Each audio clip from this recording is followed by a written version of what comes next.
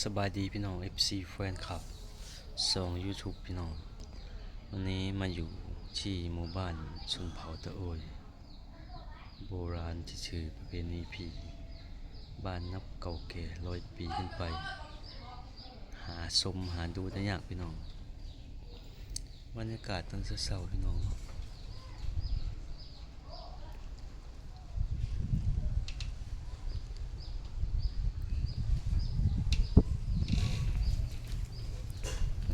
ตอนเช้านะบ้านพระเจ้าก็จะเป็นแบบบ้านอาคารสั้นเดียวเนาะมุงด้วยสังกะสีแอบด้วยแป้นพี่น้องคำว่าประเพณีผีหมู่บ้านที่บ่มีวัดมีว่าถือผีถือสางเป็นหลักเนาะถือต้นไม้ใหญ่เป็นหลักพี่น้อง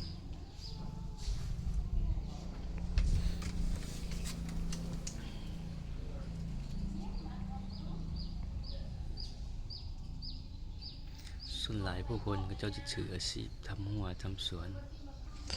ทำไร่ทำนาพี่น้องสวนมันต้นสวนยางพาราอยู่ใต้พี่น้อง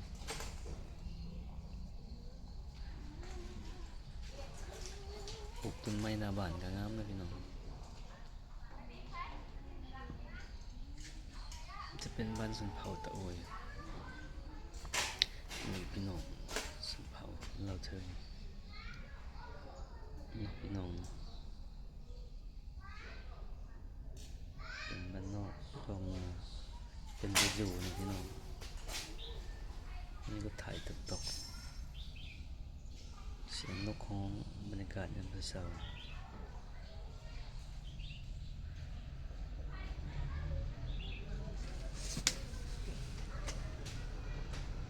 มิดเงียบดีพี่น้อง